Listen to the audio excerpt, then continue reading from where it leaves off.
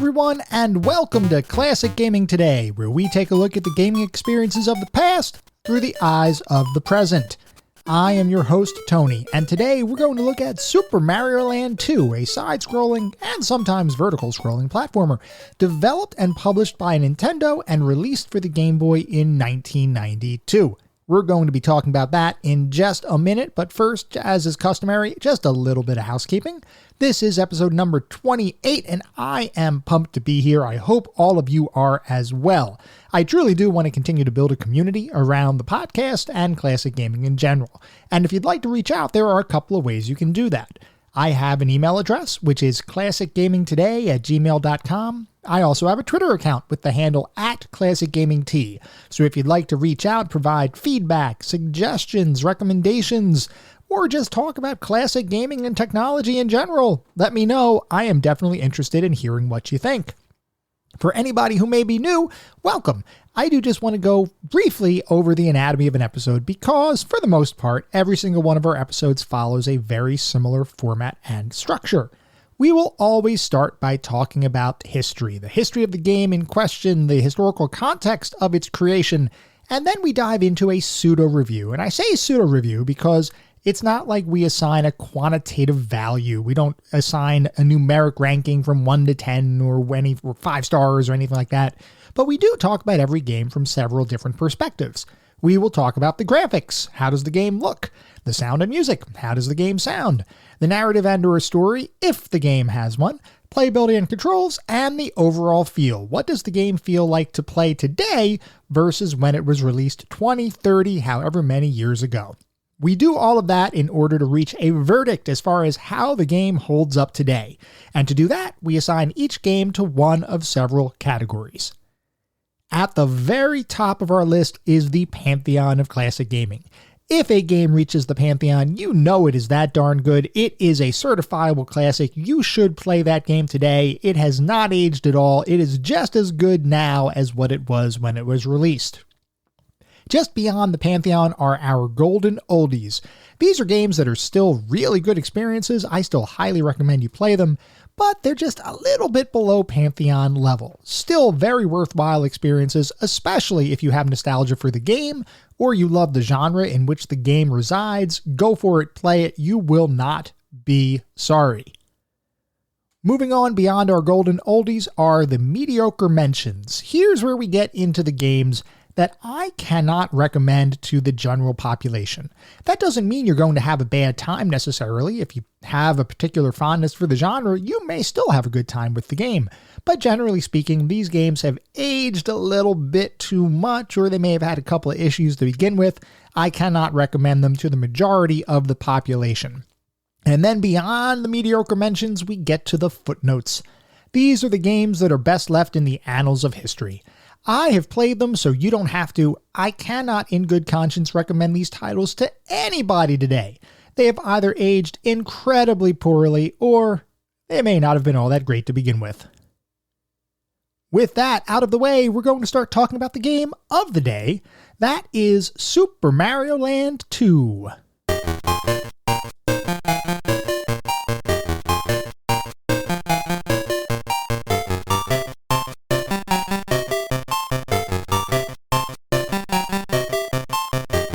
Super Mario Land 2 is a side-scrolling platform experience developed and published by Nintendo and released for the Game Boy in 1992. Before we can talk about Super Mario Land 2, though, we do have to take a step back and talk about its predecessor, the original Super Mario Land, released as a launch title for the Nintendo Game Boy back in 1989.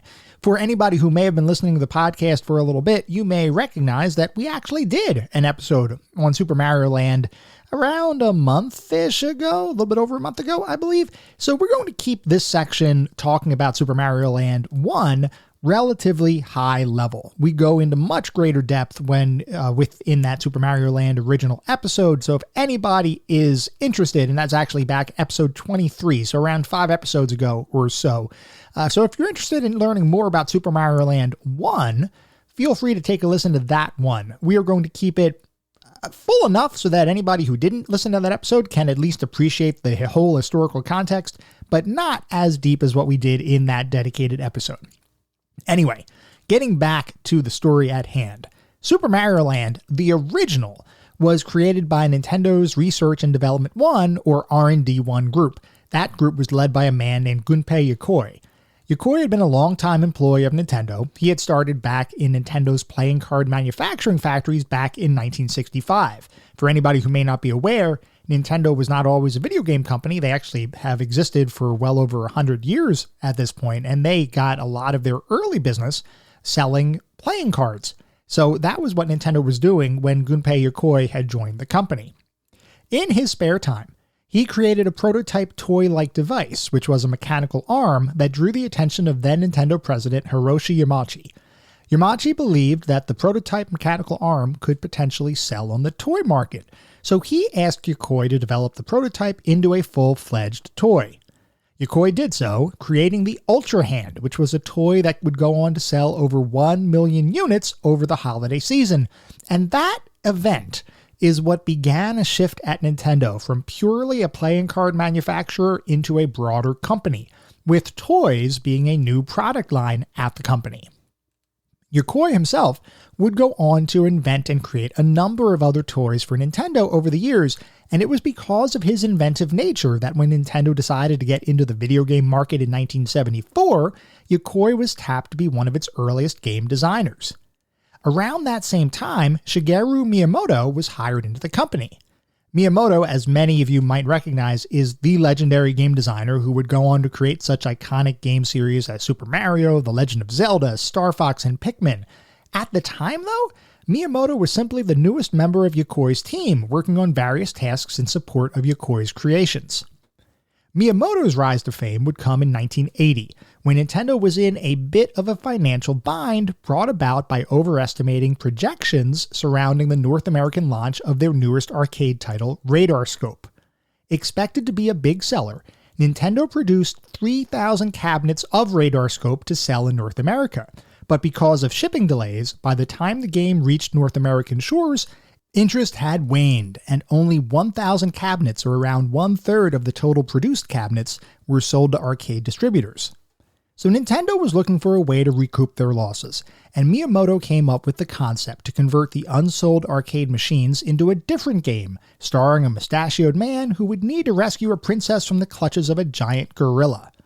Along the way, that man would need to jump over barrels, avoid fire, climb girders and ladders, and ultimately save the damsel in distress. That game would become Donkey Kong, and that man would become Mario, two of Miyamoto's earliest creations that would grow to legendary status as time went on. Miyamoto's success with Donkey Kong would launch his career, allowing him to design and work on a number of other video games, including the creation of the original Super Mario Bros. Back in 1985.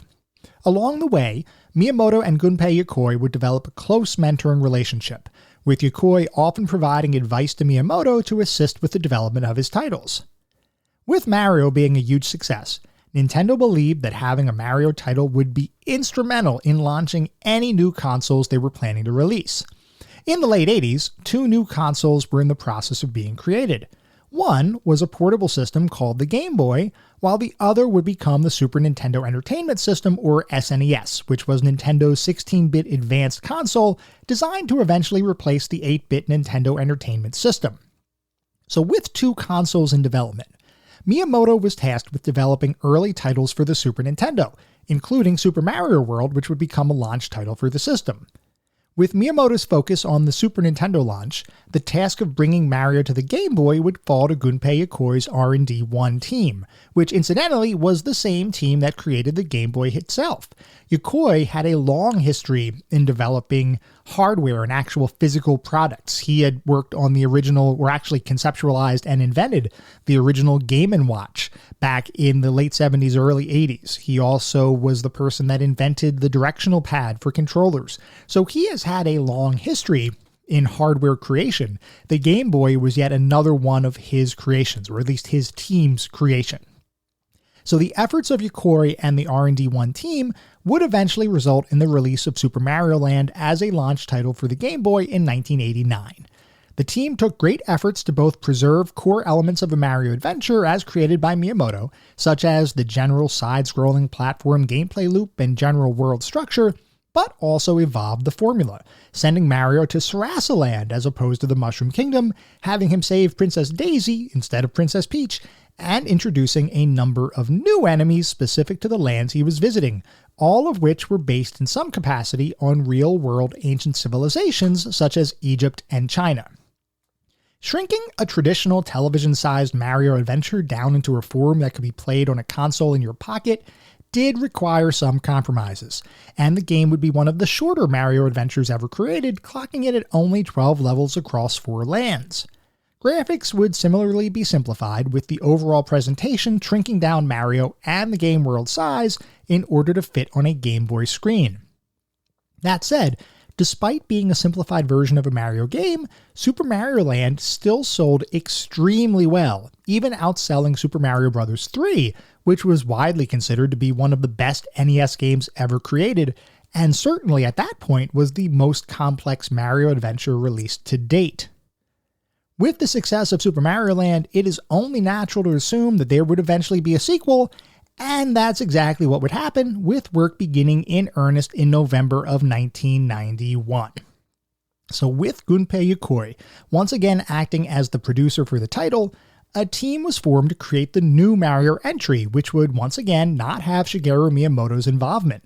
Director duties for this title would fall to Hiroshi Kiyotake, who had just finished working on both Dr. Mario and Metroid 2 for the Nintendo Entertainment System. Early on, the team wanted to take a different approach to this particular Mario title, and in particular didn't want to be bound by the framework and structure that typified a Mario adventure. With Super Mario Land, the R&D1 team began experimenting with deviations to the Mario formula, but for the most part, they pretty much stuck to what worked. This was very much a miniaturization of a traditional Super Mario adventure, albeit with some additional elements or some slight alterations thrown in there. With Super Mario Land 2, however, the early goal was to push the envelope way further than what they had done with Super Mario Land 1. So, they created brand new enemies. There was a brand new art style developed. There were various other gameplay mechanics that were put in place that would make the title a wholly unique experience, entirely different than the traditional structure and look of a Mario title. So, the team went off, they worked on all of these elements, they had all of this evolutionary content built into the game. They showed a prototype to Nintendo staff, and the feedback just wasn't all that great. Most of the individuals who saw the prototype basically came back and said, you know what, this doesn't feel like a Mario title at all. It's not that the game was necessarily poorly designed, it just wasn't a Mario game. The R&D1 team had actually pushed the envelope a little bit too far.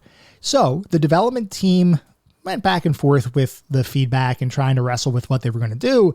They eventually agreed that they may have pushed things just a bit too far, so they decided to scale back some of the changes to better map to what people thought of when they heard the phrase Mario platformer.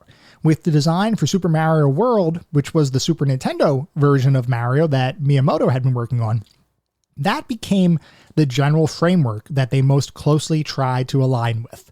So let's talk about Super Mario World a bit, just so that everybody has the same expectations or the same level set understanding of what that game was all about.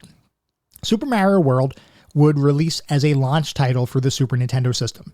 This was the game that Miyamoto was working on when the original Super Mario Land was being created.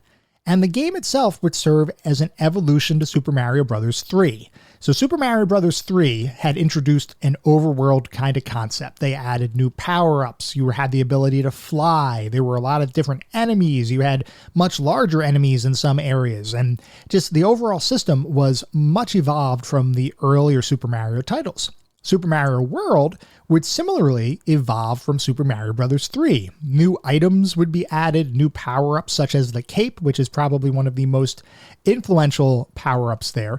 But the biggest change was the introduction of Yoshi. Yoshi is, for anybody who doesn't know, a dinosaur who will literally eat anything and everything in his path.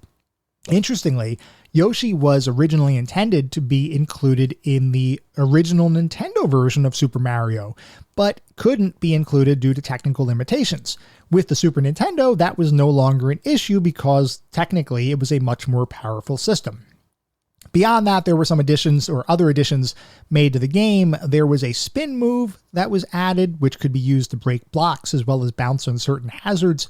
And by the way, if anybody ever wants to see the spin move utilized insanely, look up some of the Mario troll levels or the hacks and Mario Maker levels that are just designed to be absolutely ridiculously difficult.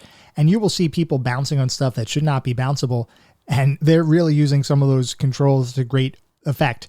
That is not me, by the way. That I am not one of those guys that looks for the hardest levels ever to try to beat them, but there are plenty of people out there that do and do awesome. So if you want to see those controls in action, I suggest you do a search for some of those levels and you see some insane kinds of things.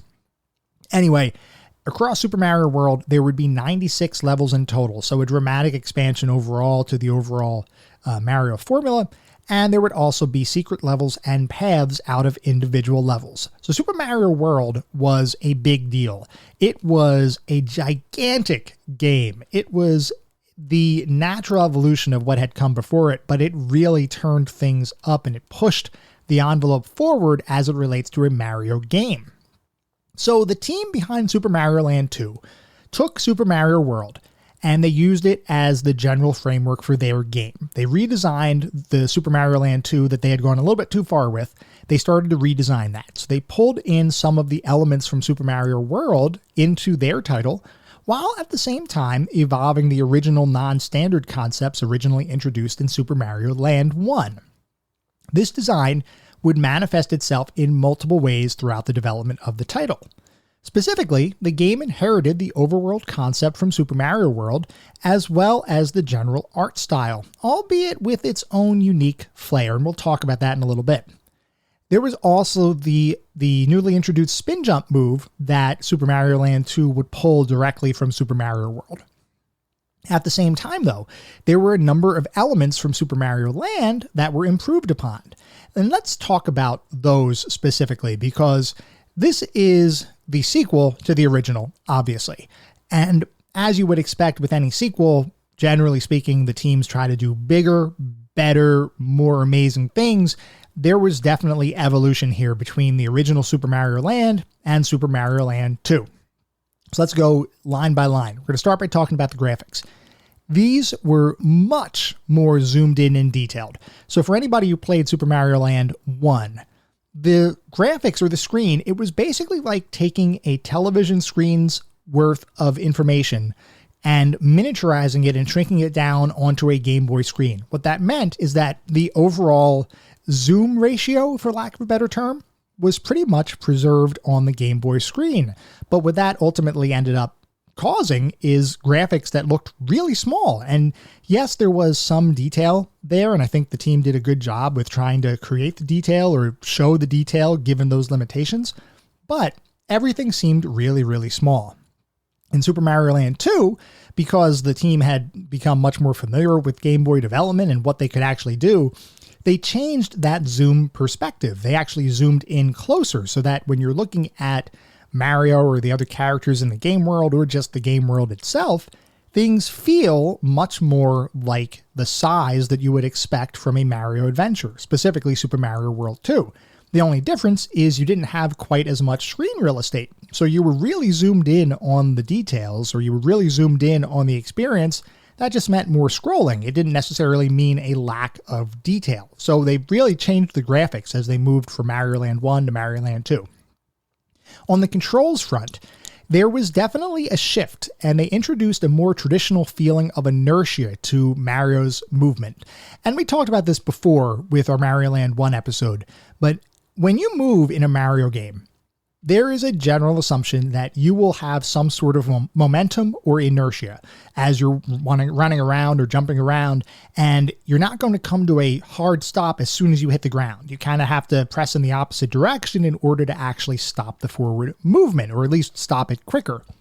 In Mario Land 1, Really wasn't much inertia or momentum there. It's kind of like you dropped and you stopped on a dime, which just, to me, didn't really feel like a traditional Mario adventure. For Mario Land 2, they improved upon this, and they added more of that traditional momentum, inertial kind of feeling. It still wasn't quite normal, meaning it didn't really feel exactly like what I had come to appreciate in the NES Mario games, but it was definitely closer. There were also a number of power-ups that would be included that would allow you to jump higher in Mario Land 2 than what prior titles would allow. And that was actually designed that way to make the game more accessible for individuals who had difficulty pressing diagonal directions on their control pad. So rather than having to be super precise with the diagonal movement, they allowed you to actually jump higher, which gave you a little bit more of a window of opportunity to move around. So just a little accessibility thing there, considering that there were a lot of people that owned Game Boys. Game Boys went beyond the traditional gamer, so they wanted to make sure the titles were a little bit more accessible than what the more hardcore, for lack of a better term, gaming experiences were at the time. They also added, by the way, the ability to move vertically in a level. And what that means is rather than just having side-to-side movement, there were some levels and some sections of levels where you actually could move vertically beyond a screen's length, and it was all very natural, smooth scrolling. So in Mario Land 2, you were able to move up and down and left and right, depending on the level, obviously. In Super Mario Land 1, you were pretty much just restricted to a single screen's height, and then you'd be able to move left to right. So that was the way, or one of the ways, that they improved or added additional functionality given some of the newer Mario experiences that had been released on both the NES and the Super Nintendo. This now was making its way into the Game Boy versions of the game as well. As far as the world and level design, this was a much more traditional setup. It was a much larger game in comparison to the original Mario Land. In Mario Land 1, there were 4 lands, 3 levels each, 12 total levels. And at the end of each level, you had the opportunity to get to a mini game depending on which exit from the level you took. You could either go into a top exit, which required a little bit of additional tricky platforming, or a bottom exit. If you went into the top exit, that would allow you to play a mini game that would potentially get you some additional lives that you would then be able to store and use as you progress throughout the adventure. In Super Mario Land 2, the team would create 6 different lands with a total of 32 levels across those lands. So a much larger experience, much more akin to what you would expect to see from a full console television version of Super Mario. They also included a casino minigame area based on the number of coins that you've collected. There was additional minigame elements included, so there was more variety as far as the minigames that were offered. There were also some hidden stages that branched off from certain levels, and these were semi-hidden, so it wasn't like you could automatically get there. You had to go off the beaten path to find some of these hidden stages that would then lead you to some areas which had some significant numbers of 1-ups or power-ups or things like that. So they took a lot of those elements from Super Mario World and they condensed them and miniaturized them to a degree and put them into Super Mario Land 2, which dramatically improved on the overall world structure and level design of its predecessor. There were also new power-ups. We mentioned the power-ups and their ability to jump a little bit higher, but specifically the power-ups that were included in Mario Land 2, of course, you have to have the Super Mushroom. You can't have a Mario game without the Super Mushroom. Actually, I don't even know that there was a Mario game without the Super Mushroom. So that was certainly included. They also included the Fire Flower, which, interestingly, the original Mario Land had done away with the Fire Flower. They instead used a Super Ball flower. That Super Ball flower was once again now thrown away and now replaced with the traditional Fire Flower in Mario Land 2.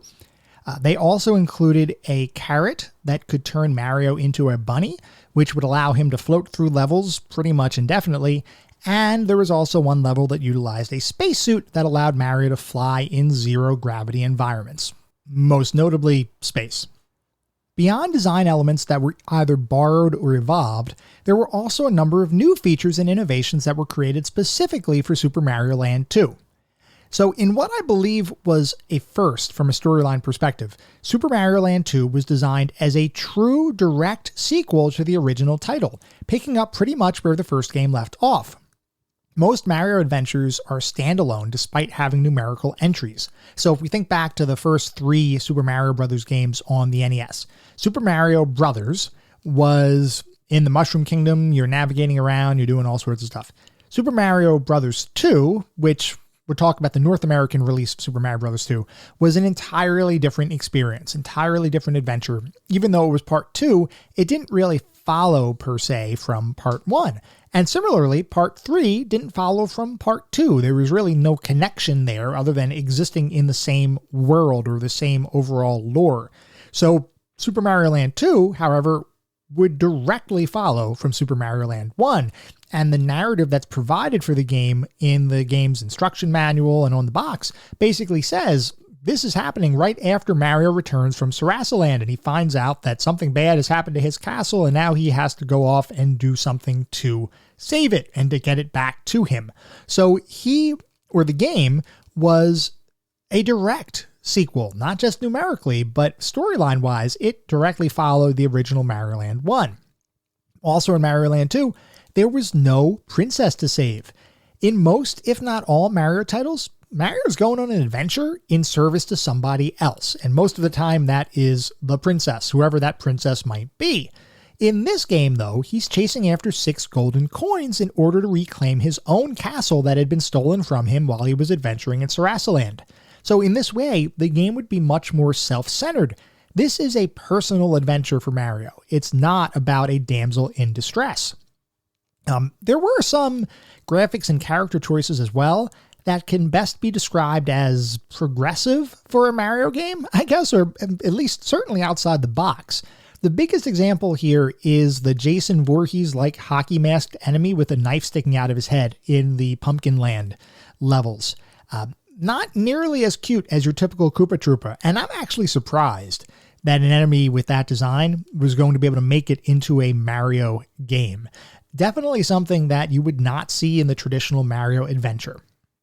Though, with all of that said, the biggest and most lasting change that would come about as a result of Super Mario Land 2 was the introduction of a new antagonist, an enemy that would serve as Mario's nemesis, not just in this game, but in countless adventures to follow. A yin to Mario's yang. That's right, we are talking about Wario. So Super Mario Land 2 was the first game that Wario appeared in, and he was designed from the beginning to be kind of the bad version of Mario. Interestingly, the name Wario comes from the Japanese word for bad, which is warui, and the design team had an ingenious idea when they were trying to create this bad Mario, so to speak. They thought, well, wouldn't it be cool if we look at Mario, and Mario has an M on his cap because his first name begins with an M. And the development team said, well, what if we flipped it? If we flipped the M vertically, that would become a W, which fits in with the whole concept of what we're going with from a Japanese language perspective. And also, we kind of take the back half of Mario's name, add it to the W, that would then become synonymous with Wario. So I thought that was ingenious that they did that. And apparently that wasn't something that was 100% planned right from the beginning. It was almost like, hey, let's give it a shot, see if that works. And they started getting some feedback from others that basically said, wow, that's awesome. You guys got to keep that. So they did. And that was how Wario was created. I will say, there were some stories that I read, and I have no idea how true these are, but some stories suggested that the creation of Wario was actually a commentary on the fact that the R&D1 team were upset that they were working on a game with a main character that they didn't originally create.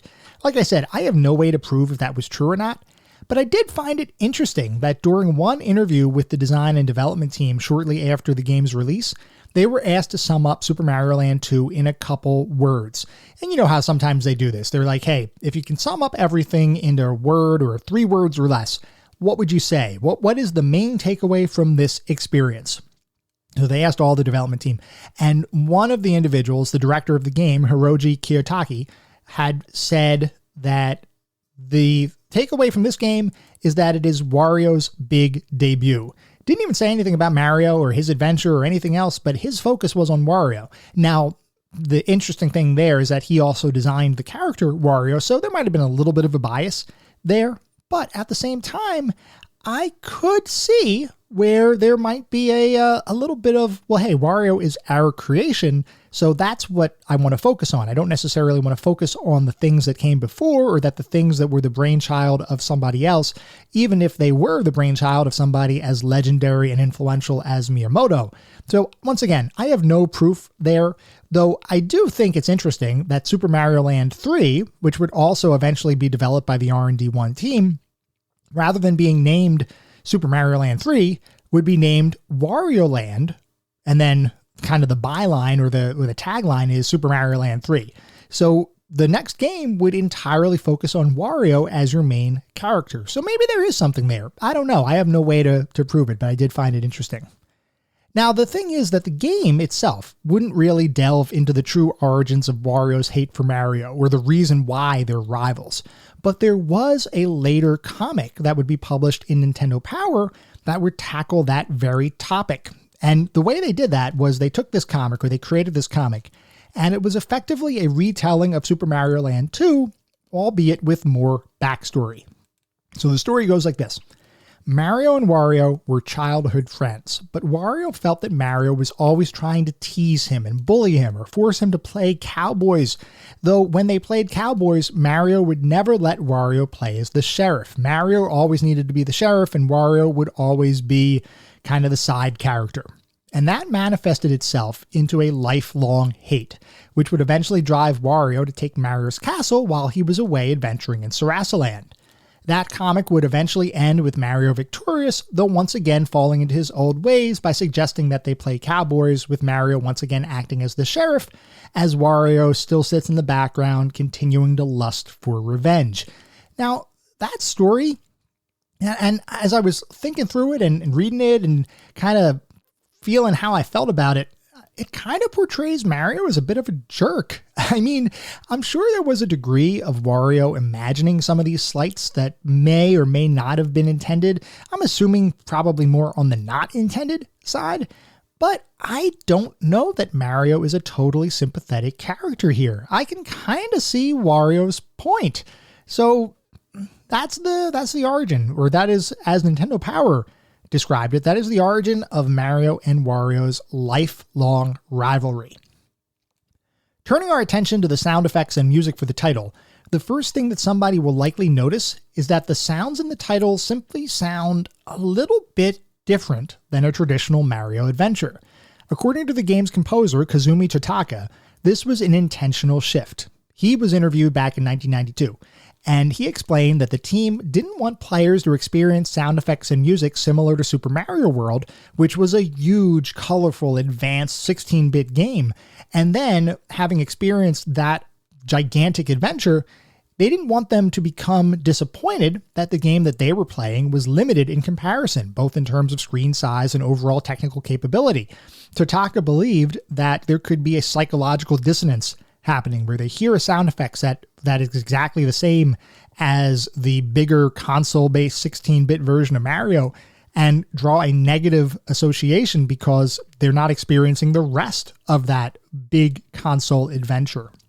So Totaka decided to make a more unique auditory experience for the game in an attempt to avoid that potentially negative association. Now, just a brief tangent here. Totaka is an interesting guy, just looking at his career and just looking at him himself. He would become an incredibly prolific composer for Nintendo, working on a number of titles across a bunch of Nintendo properties, just a laundry list, like Super Mario Brothers titles, future Mario titles beyond this point, Legend of Zelda entries, Super Smash Brothers, Animal Crossing. He was incredibly prolific, and his musical stylings are so well known amongst the Nintendo team that the character of KK Slider, who is a traveling musician found in the Animal Crossing series, is said to have been based on Totaka. He's also, by the way, the person responsible for Yoshi's voice, so he is the voice actor for Yoshi. Also interesting, he loves embedding a melody that he originally wrote for Mario Paint, which is known as Totaka's Song, into nearly every game that he's worked on. And typically he hides this song, this brief snippet of music, in every game he works on in an Easter egg somewhere. And oftentimes, to get to those Easter eggs, you have to do something that is completely non-obvious to get it to play. But I think it's always interesting when you hear about these little insider stories, so to speak, where somebody is hiding some Easter eggs in the games that's kind of unique and personal to them. So I always find that kind of stuff interesting. Anyway, eventually, all of the game's pieces would come together and Super Mario Land 2 would release on the Game Boy in November of 1992 to near universal acclaim. Critics would praise the game's graphics and numerous improvements over the original Super Mario Land, with some saying that the new title was demonstrably better than its predecessor in nearly every conceivable way. Gamers would similarly love the title, with Super Mario Land 2 becoming one of the top-selling games for several months following its release, en route to selling over 11 million units over the course of its lifetime, which was good enough to become the 5th best-selling Game Boy game of all time. Despite Miyamoto's lack of involvement, again, the R&D1 team once again proved that they knew how to create a fun, quality platforming experience. The game would also go on to be re-released on the Nintendo 3DS Virtual Shop in 2011, and would spawn a direct sequel. Unlike most Mario sequels, though, that particular title would have a new starring character, Mario's nemesis, Wario. The creation of Wario for Super Mario Land 2 is probably its most impactful legacy, as Wario would go on to both star and act in supporting roles in a huge number of titles over the years, gaining a number of fans in the process and becoming himself a bit of a pop culture icon, albeit not quite as well known as Mario. Super Mario Land 2 represented both an evolution of the Mario Land concept as well as the evolution of the R&D1 team. The original Mario Land title was released as a launch game for the Game Boy, and it was obvious that the team wasn't yet sure how to use all of the capabilities of the system. With Super Mario Land 2, the team used several years' worth of additional Game Boy development experience to introduce significant improvements over its predecessor, while at the same time continuing to add new elements and innovations into the traditional Mario formula.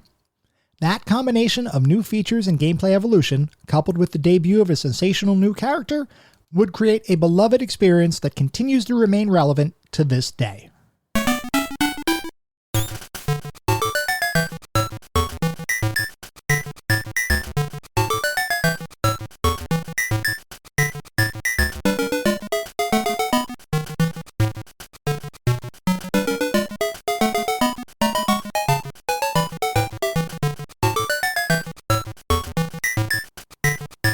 We are now going to transition to talk about how the game feels to play today versus when it was originally released.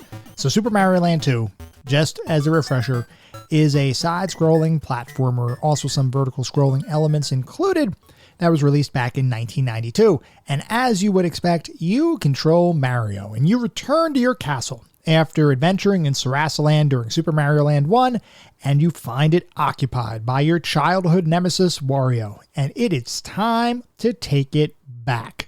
So let's talk about the overall structure of the game.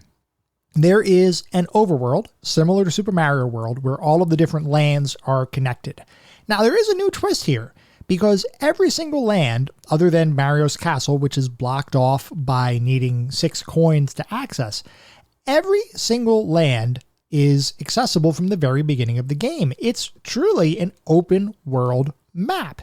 Not necessarily an open world like you would think of from, say, a Skyrim or an RPG kind of experience, but it's open in that you can go anywhere you want at any point in time. You could even back out of lands if you've started down a path and you reach a point where it's a little bit too difficult or you want to try something else. Just back out and go to a different area, go to a different level, and you can pretty much do that. Now, within each of the lands, each of the levels are gated, meaning that inside the lands, most of the levels are sequential, and you have to progress from the first one to the second one to the third one in order to eventually complete that land. But as far as how you access those lands, that is entirely open and up to you. And there are a bunch of different lands included in the game to explore. So let's go through them each briefly just so that you all have awareness of what they are. So there is a tree zone. That is a land where you're navigating treetops, and each of the lands, by the way, have enemies that are specific to the land. So in the trees, you're going to see things like birds and bugs and other flying kinds of things. There's then a zone called Macro Zone, which in this one, you're small and everything else is big. So you'll be fighting giant ants and other bugs that are much oversized in comparison to you walking around the game world. So it's a little bit of the kind of mini Mario in a bigger land kind of concept. There's a turtle zone, which you actually have to be swallowed by a turtle to access, which is kind of cool. These levels are all water themed, and there's some underwater sections, and you just have to navigate that area because effectively you're inside a turtle at that point. There's the pumpkin zone. That is the spooky land. So this is where you're going to be fighting ghosts, and you see all the boos around that you have to avoid and make sure you have the not face them if you want them to come at you, or face them if you want them to stop. That's traditional for every single Mario title for the most part. And then this is also where you encounter that Jason Voorhees hockey mask with a knife in his head enemy that we talked about a little bit earlier. So this is kind of like if there were a Halloween zone in the game, this would be the Halloween zone. There's also a Mario zone, which is kind of like a sort of toy box kind of environment. It's basically like a mechanical Mario doll kind of thing where you enter a bunch of different levels. One of the things I do want to mention with this one, which I thought was awesome, in one of the levels in the Mario zone, there are these blocks that look like Lego blocks. They're called N and B blocks. And you see the logo N and B, N ampersand B on those blocks. And you might think, well, what the heck is that? And the fact is that Nintendo back in the 60s had created a line of Lego-like blocks in order to compete with Lego. Those blocks were called N and B blocks. So I thought it was an awesome callback to Nintendo's legacy that they included those in the one game level, and you could kind of see how Nintendo had advanced from being just a toy company into what it would eventually become in the video game market. But I always love those little touches that a company puts in that pays respect to or creates an homage to their prior experiences or their prior products or just their overall legacy. So I thought that was an awesome touch to include. There is also a space zone, which is where you can use your astronaut suit and fly about the entire final stage of that zone. And flying, it's literally flying. You kind of float up and down. There is no gravity to speak of, so you press up, down, and you navigate a world full of obstacles and try to not get hit as you're working through that game world. And then the final zone, so to speak, is Wario's castle. This is the castle that Mario used to inhabit, that Wario took from him, and that we have to get back over the course of the game. So across those zones, there are a bunch of different levels. And each zone, maybe not every single zone, but almost every zone at a minimum, had at least one level that contained a secret exit that would allow you to progress through a bonus level. And each of those bonus levels would have some sort of power-ups or additional extra lives that you'd be able to get in order to make the rest of your adventure a little bit easier. Each of the zones also culminates in a boss fight. And those are pretty straightforward, typical Mario boss fights where you have to bounce on their head 3 times. There's a couple that deviate from that formula, but for the most part, it's your very traditional kind of Mario boss fight. So nothing too crazy there. There is also a casino and mini game location located within the game world where you can spend coins to potentially win lives and power-ups. So this is where you walk into an area, there's like 4 pipes, and each pipe has a differing number of coins that you're able to spend. And then depending on what you spend, which pipe you choose, that will then lead to one of several mini games, and the values for those mini games will be increased the more money or the more coins that you spend. You can hold a maximum of 999 coins. So that is the highest pipe, or the most expensive pipe, that gives you the most possible chance of winning a ton of lives. So you could win up to like 50 lives in that one if you spend 999 coins on it.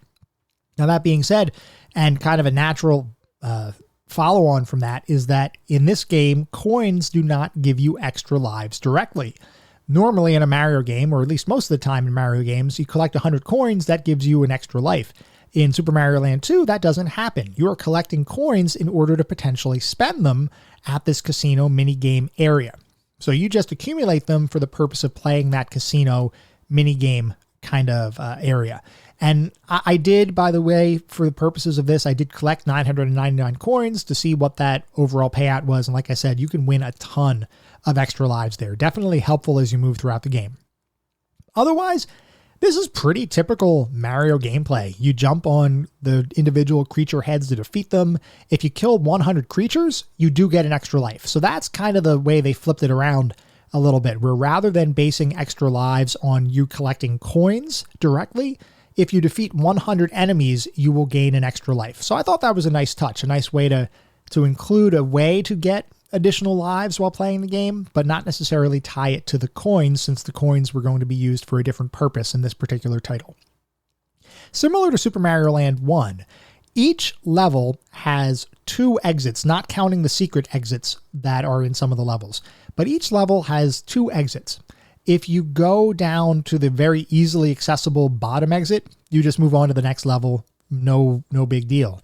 If you hit a bell that is located above the exit, that bell will allow you to play a mini game after each of the levels that you hit the bell. That's where you can win additional power-ups or lives. And in a nice touch, there are several different mini games that you could potentially get. I'm not sure if those mini games are tied to the level or if they are simply randomized, but the overall number of mini games is increased. I believe in Super Mario Land 1, there was only 1 mini game type that was included. In here, there's a good handful of mini games that you could potentially play. Also, in each of the levels, there is a mid-level checkpoint, which is definitely helpful. There are some games that do not have any sort of checkpoints and you have to restart all the way from the beginning.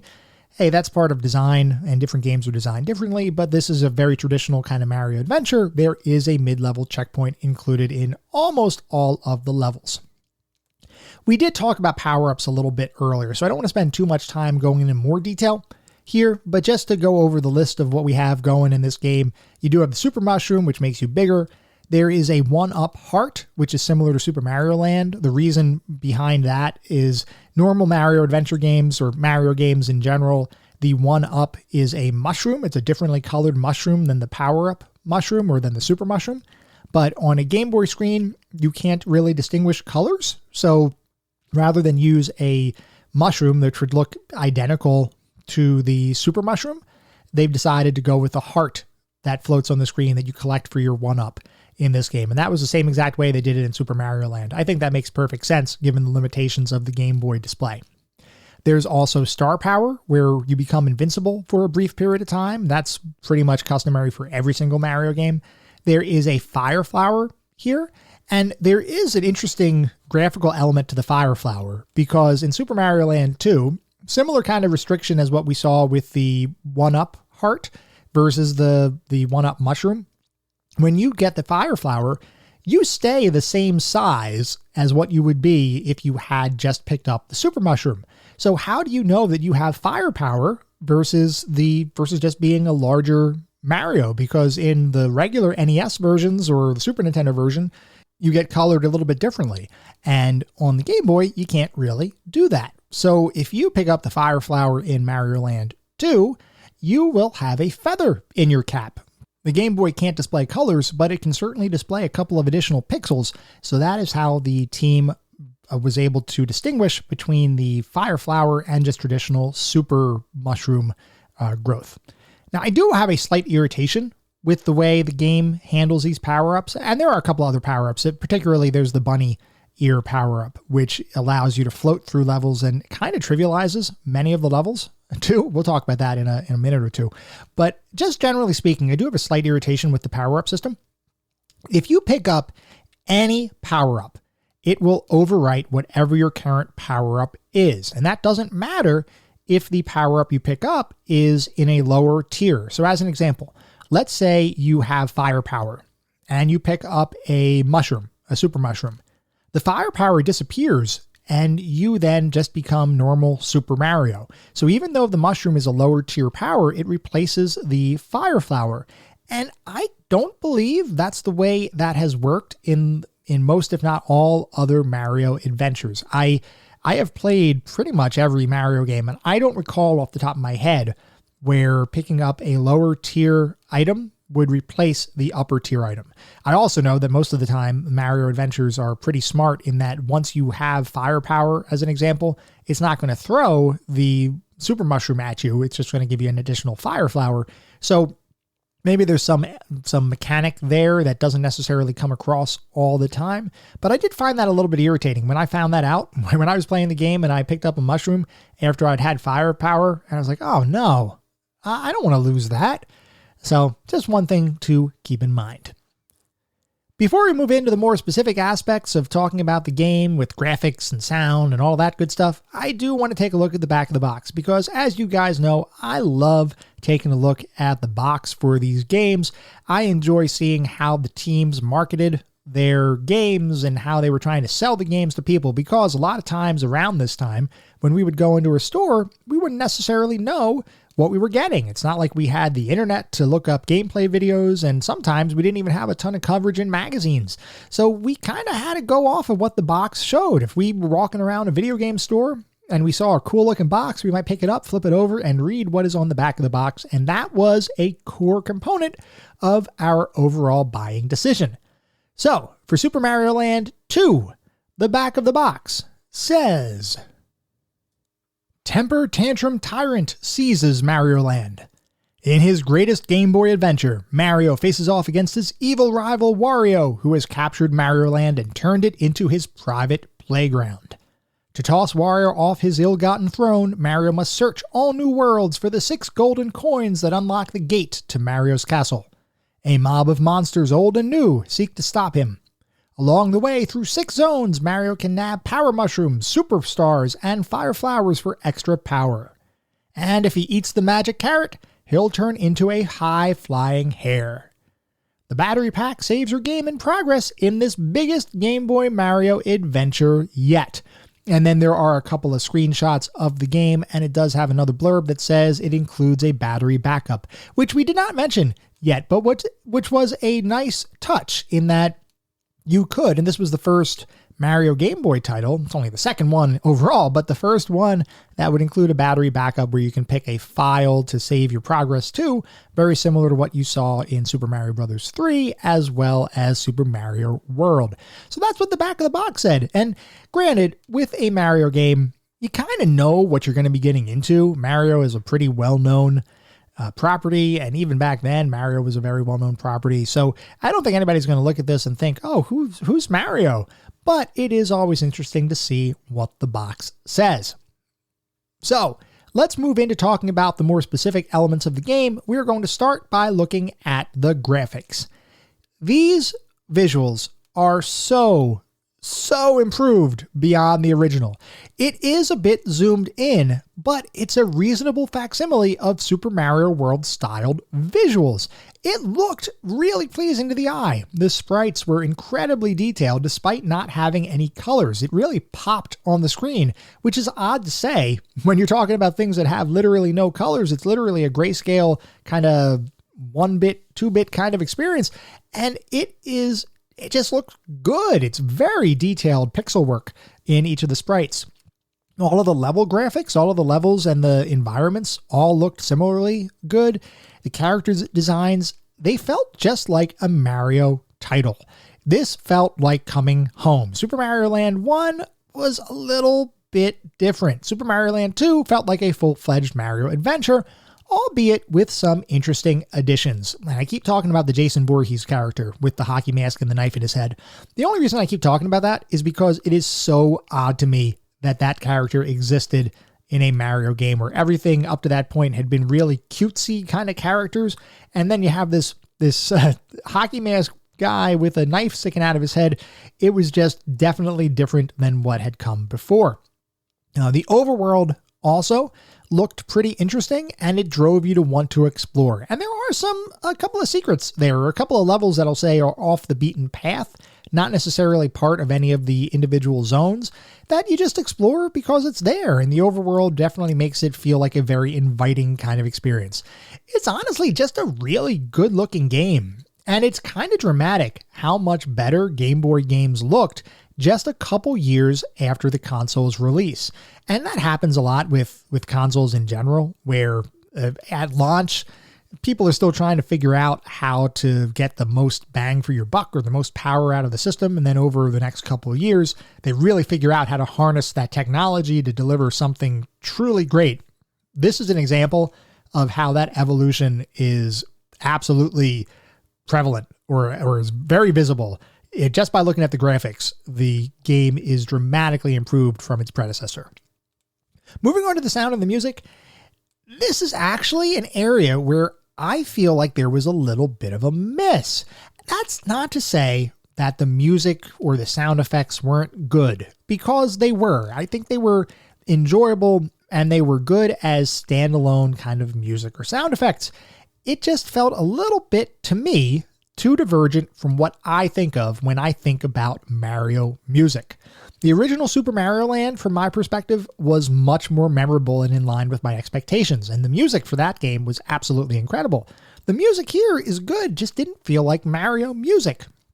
It just didn't sound like Mario to me. And I know that's an entirely subjective thing, but that was my impression as I was playing the game. I was like, okay, I mean, it sounds fine, but am I playing a Mario game? It just had a little bit of a disconnect for me.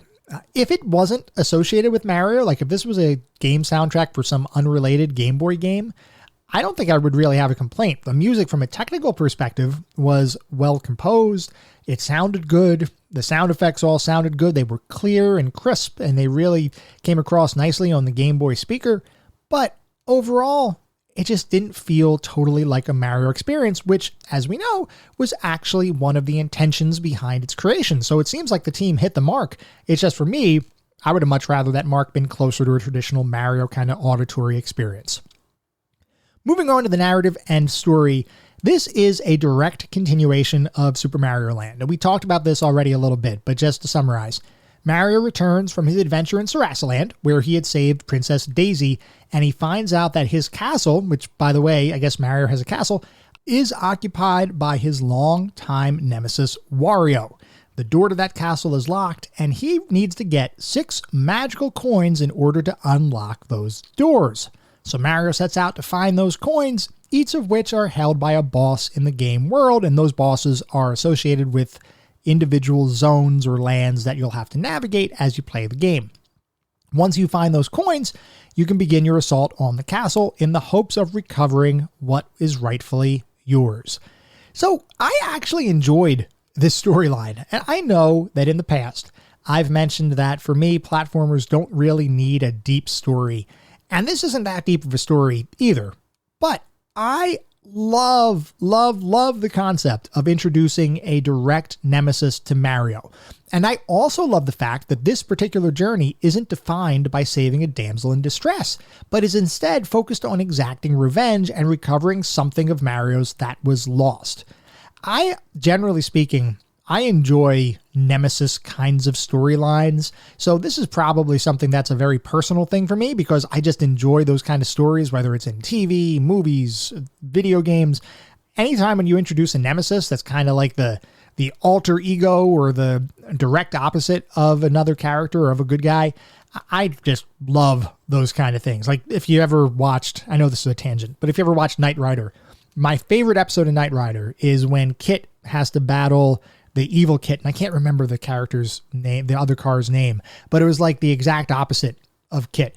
I love that kind of stuff. And this game introduced Wario, which is basically like Mario's dark alter ego. I love that stuff. So I enjoyed the story. I enjoyed what they did with the narrative here. It's still not a deep story, but for a platformer, and the fact that this brought us Wario and a future antagonist for Mario games for years and years to come, I loved it. I think it was great. Moving on to the playability and controls, this is a pretty standard Mario adventure. You walk and or run from side to side in each level. Sometimes you have to go up and down or jump up to different levels that might be outside of your immediate sight above you. You will, as you move around the game world, you have to jump on top of enemies to defeat them. You jump around on platforms. There is the very stereotypical Mario pipes that you get to slide into in different areas to reach different parts of the level. Now, the interesting thing here is that most of the pipes, and I don't know if there's any that are truly like a warp pipe, so to speak, because if I remember correctly, every time you go into a pipe, all that it does is it shifts the game screen either up or down, and it shows the part of the level that you've now entered into from those pipes, which I thought was actually a really nice touch. as far as the overall level design. It made it feel like every level was a coherent, connected thing, whereas a lot of times in Mario games where when you go down a pipe, the screen doesn't scroll down and show you going down that pipe. It kind of flashes off and then flashes back on and you're in a new area. So it truly feels like you're warping somewhere. In Mario Land 2, it feels like you're just going down a pipe or going up a pipe, and then the game screen slides up or down appropriately, and you go to your new level. So I actually enjoyed that. I thought that was a nice touch that wasn't really replicated in a lot of the different Mario games up to that point. I enjoyed the power-ups included in the game. They provide a good amount of diversity as you play, and the like I said, the money move is a little overpowered, but that's fine. I mean, you know, sometimes you hit a hard level anyway. There's also the bunny room, or the bunny power-up is the only way that I found to find a couple of the secret exits where you have to kind of fly across a level and get to those secret exits so that you can get to the special stages that have some additional power-ups. So even though it makes things a little bit trivial, it's also a very useful power-up in order to navigate some of the game world. I talked earlier about the spin move inherited from Super Mario World. This is here. I gotta say, it's probably not used quite as much as it could have been. It kind of feels like an add-on, just cause kind of thing, but it's still there, and I'm still glad they included it. It's an extra nuance to the controls. It made the game a little bit more playable, but I don't know that it was really used effectively. It was kind of an afterthought from my perspective. And to that point, as I was navigating the game world, there were some sections that had areas blocked off that I honestly don't know how you reach. And I'm not saying that in a bad way. That's actually good, because I believe that not everything should be handed to you. So having areas blocked off where you might have to give a little bit of extra effort or do a little bit of additional searching to try to find, I think that's actually a good thing. To a degree, it adds some replayability, and it also adds a little bit of mystery to the game world. So I think that was actually an interesting inclusion here. Or maybe I'm just not very observational and I don't know where to look for certain areas. As far as moving around, the game definitely felt better than Super Mario Land. It had much better inertia from a momentum and feeling perspective, though it still wasn't perfect. There is still a lack of kind of forward momentum that you have to counteract when you're playing and press on the opposite direction on your control pad. It wasn't nearly as bad as Super Mario Land, but it still didn't feel like a perfect Mario experience, at least to me. There were also some underwater sections in the game, and they felt a little odd. The controls there were a little bit strange. The swim mechanics seemed like you couldn't repeatedly hit the swim button the way that you would be able to in the NES Super Mario games. So in the NES Super Mario games, you could basically just hammer on that swim button, and if you hammer fast, you'll swim up and fast and kind of keep moving across.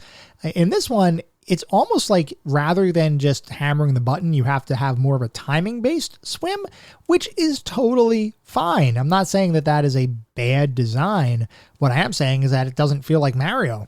Mario, I'm used to just hammering that button. If I want to swim really fast or I want to swim up very quickly, I just hammer the button. It didn't feel like you could do that in this game, and maybe it's just because that the game world was so zoomed in and a little bit less visible or less available on any single screen, that simply when you press that jump button, which would otherwise act as a swim, you kind of pop out of the water anyway.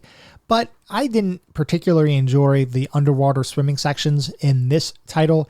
It felt like it was just a little bit divergent from what I expect when I think of underwater movement for Super Mario games in general. Otherwise, no real complaints on the playability and controls. It felt like a Mario title for the most part, other than the couple of critiques that we already talked about. So how did the game feel to play overall?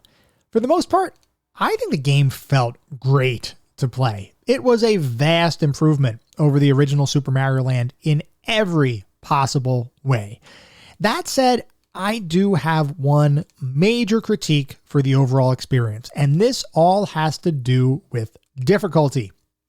Most of the game, if not 98% of the game, is pretty darn easy. And I don't say that as though it's a bad thing, but just a recognition. Most of the game is pretty darn easy.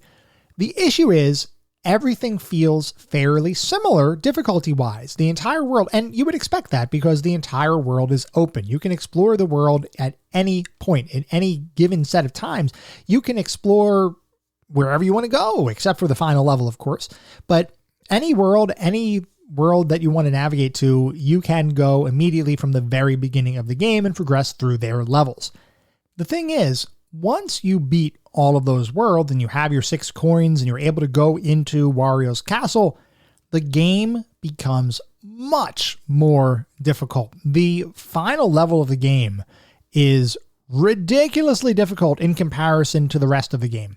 And it's not that the level is particularly hard, though it is. It's just the comparison between the majority of the game and that final experience is just not in line. It's just a spike. It's a ridiculous difficulty spike. It's almost like a walk in the park becomes a sprint through the desert.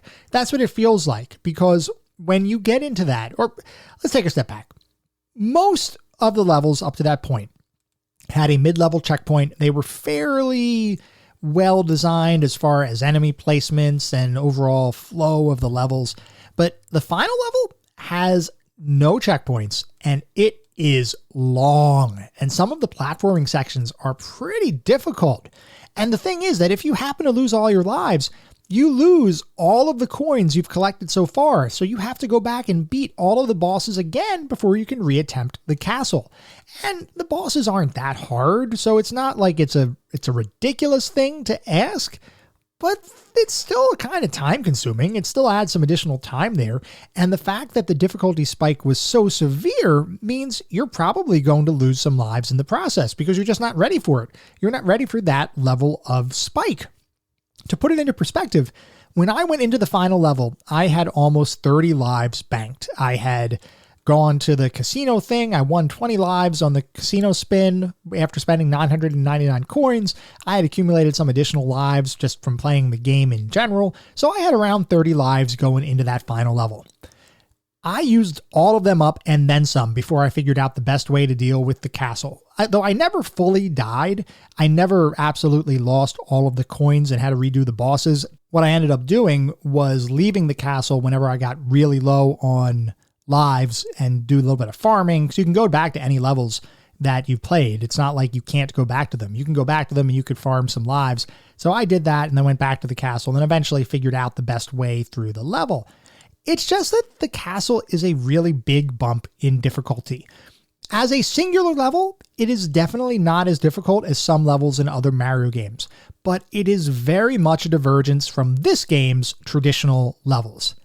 Also, I do want to say, just once again on the difficulty side, if you manage to get the bunny ears, you will trivialize any level that you're in. You just jump and float through the whole thing. You don't even have to look at the level. You just float across the sky, which I guess is good if you're looking for an easy way through some of the levels, but it kind of removes a little bit of the experience because you don't get to experience the levels if you're just floating through the sky above all the platforming that you'd be expected to navigate.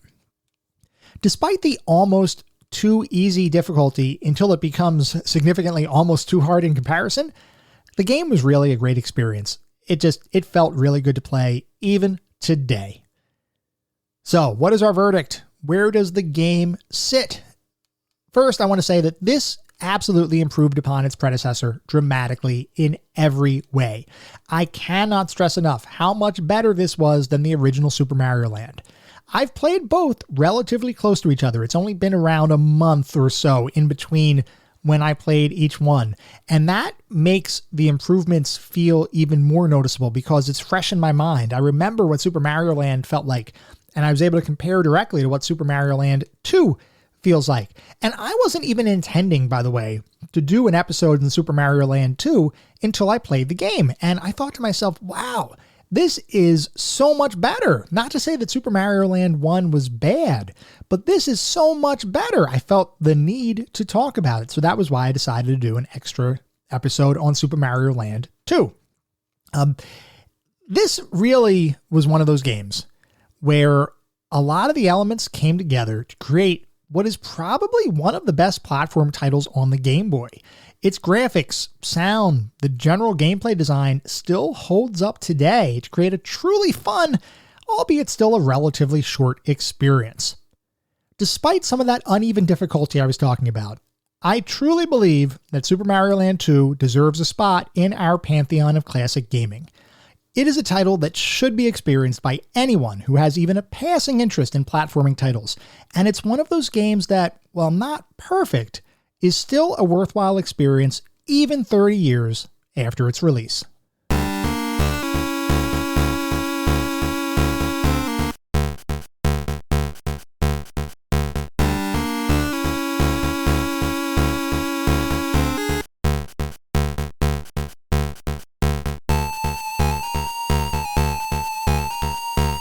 That was our episode on Super Mario Land 2. I hope you all enjoyed listening to it as much as I enjoyed creating it.